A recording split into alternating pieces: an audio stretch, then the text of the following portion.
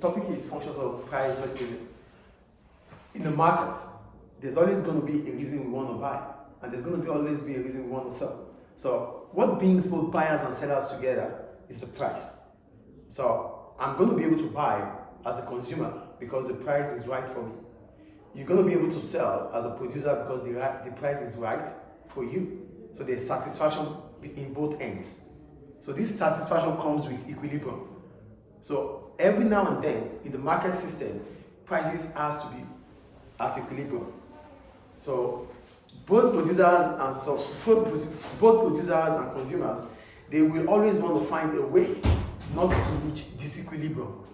And when we talk about disequilibrium, it brings about excess supply or excess demand. So we don't want those things to happen. Consumers and producers have to be satisfied. Satisfaction will be derived if the price is right. Do we get it? That's why we need to know the functions of price. So the functions of price are rationing, signaling, and an incentive, an encouragement to want to buy or to want to sell. Any question about that? Is it clear, please? There's price, which serves as the incentive, which serves as a signal, which serves as a process through which we can have allocative efficiency, which means we'll be able to get the products that we needed, the quantities that we deserve. Do we get the point here? So nobody is going to get those things in the market if the prices are not right. Clear? Is it clear, please? Am I too fast or what? No. Yes, it's clear. Clear? Okay. So, the price mechanism, they said it already anyway, with what I'm just going to say. In the market, allocation has to be done. In the market, allocation has to be done. Resources are always scarce. So because resources are scarce, there's always going to be a reason for us to be able to get those resources. What I need these resources for might not be what you need those resources for. Every individual has its own needs and uses. So, but we're going to be able to get these resources if the prices are right. That is the point behind allocation of resources. So, we go to rationing immediately. I wrote them already here. They said consumers' wants are infinite. That means our wants are forever. We need a lot of things. But do we always have everything? No. Why don't we have everything? We don't have everything because those resources that are going to be used to provide everything are always scarce. They are not always enough. Why are they not enough? The population is more than the resources available. Clear? So if you need something, you want to buy it, it has to be allocated to you. But how is it going to be allocated to you? How am I going to be happy, willing to sell to you? I will be willing and happy to sell to you if the price is right. You will be able to buy if the price is also right for you. That is rationing. So we have to allocate resources. They want 10 units, we'll be able to give 10 units. They want 7 units, we'll be able to give 7 units if the prices are right for suppliers. That is what rationing is about. Do we get rationing? Do we all get rationing, please? If there's any question, please do not hesitate to ask. So that's about rationing. Then it takes us to signaling. For the signal, we're talking about information in the market. Most of the time, both buyers and sellers, they want to know what happens in the market so that they can also react towards the events in the market. So information is key. Oh, the price is increasing in the market. This gives a signal to the suppliers to supply more into the market. Because the law of supply says the higher the price, the higher the quantity supplied. Yes or no? Yes. Do we know the law of supply, right? The higher the price, the higher the quantity supplied in the market. So if the price is increasing in the market, it's a signal to the producers to supply more because they will be able to maximize profits. That is the point about signal. Signal is basically for information in the market. Then the third one, incentive. For incentive, we're talking about the motive, the encouragement we have as suppliers and as consumers. For suppliers, when the price is high, they have the motivation to produce more. They are encouraged to produce more because they'll be able to maximize revenue. They'll be able to maximize profit. Do we get it? And that would lead to productive efficiency for producers. You know what productive efficiency means? It means they will be able to produce with a reduced cost because they will be operating on a larger scale. Get the point here?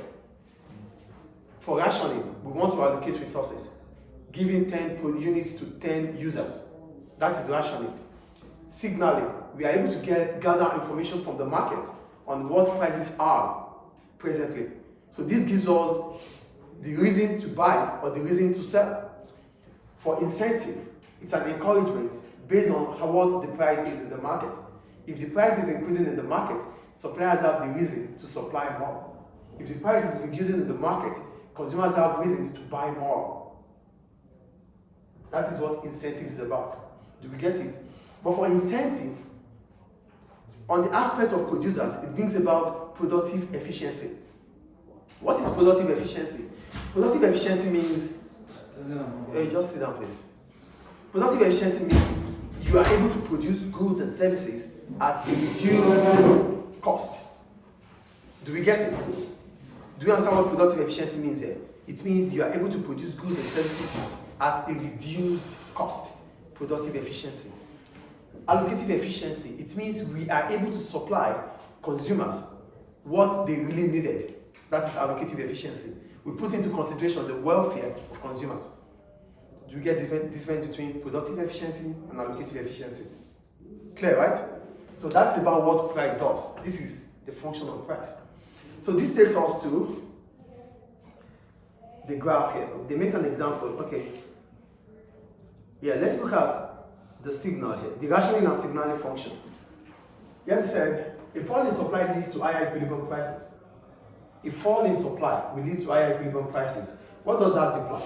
If supply is reduced, that means there's what? Scarcity. So if there's scarcity in the market, what happens to price? Price increases. At that point in time, consumers will be willing to pay whatever price it is to get the products. So there's a fall in the quantity supply leftward from S1 to what? S2. As a result, the quantity demanded in the market will reduce from OB to OA, making the price to increase from F to E. Do we get it? Do we get the point here? Do we get it or not? No. I'm going to explain again. This graph is going to tell us about rationing and signaling.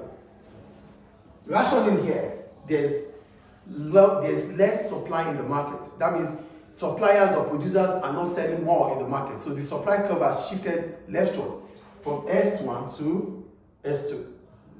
That means the ration in the market is less, is low. They are not supplying as they used to supply. So S1 to S2. Then what happens to demand in the market? Demand will fall from OB to OA. It will contract. Why will it contract from OB to OA? It will contract from OB to OA because the price has increased from OF to OE. Do you get it? So two things has happened here. There's scarcity, there's an increase in price, and these two things bring about rationing and signaling. An increase in price is a piece of information to consumers that they cannot afford these products. An increase in price. And that is the price. As soon as that happens, suppliers would up the price. They increase the price. Because at this point, consumers will be willing to find, they will be willing to pay whatever price it is. There are 20 people that need a product that is just 10 available. So for those 10 available, they wouldn't sell. They only sell when the price is right for them. I mean the producers. Do we get it? Do we understand now? Yes. So rationing means when the quantity supplied in the market is less, what happens? It is a signal to consumers that price will increase. And it's also a signal to producers that they will be able to increase their price. So consumers will not buy because the price is not right. Do we get signaling and rationing here? Rationing means the quantity you are able to produce and sell to consumers. Signal is an information you are able to get from the market about price, an increase in price or a fall in price. Basically, we're talking about changes in price. That's about that. Then the signaling function. Now there's another one for consumers. Then you can write this note afterwards. So for consumers, like I said, a rise in demand leads to higher equilibrium prices. When demand increases in the market, that means from D1 to D2, an increase in the quantity demanded from D1 to D2 is a signal also to producers. Because here, consumers are willing to buy more of our products. And this would have happened because the price is what? Is less. But as soon as producers understand that the demand for their product is increasing in the market, what do? They increase the price. Do we get it? So logically, about price will come based on information gathered in the market. Price will come based on an incentive to produce more. Price will come because we have scarce resources. 100 people needed 50 units of product, no, 200 units of products. How do we supply them? Do we get it? So who are we going to supply to? Those that are willing to pay. So with price, there would never be disequilibrium in the market. Do we understand? So to solve the problem of, you have a question? Yeah. Okay. Like when the demand is high and the price is low, okay. After like a couple of time, after some time they're gonna rise the price, right? Definitely. That's why you just said something now, when demand is increasing, what price, the law of demand says the lower the price, the higher the quantity demanded, because it's an inverse relationship between price and quantity demanded. When consumers are buying more, we are buying more because the price is good for us. Yes. But as soon as that is happening, prices might fall below the equilibrium price. That is the reason why we buy more. Price below the equilibrium price. It will bring about excess demand. Mm-hmm. As soon as there's excess demand in the market, we have to correct it because it is disequilibrium. So they're gonna rise the price. Because producers have to increase the price. And after they increase the price, Yeah. demand will be lower, right? Demand might fall back to equilibrium. Okay. Do you get it? Yes. Whatever we've talked about today is basically on how there's going to be allocative and productive efficiency in the market. We're going to have problems in the market, but it has to be solved. We must never get to disequilibrium.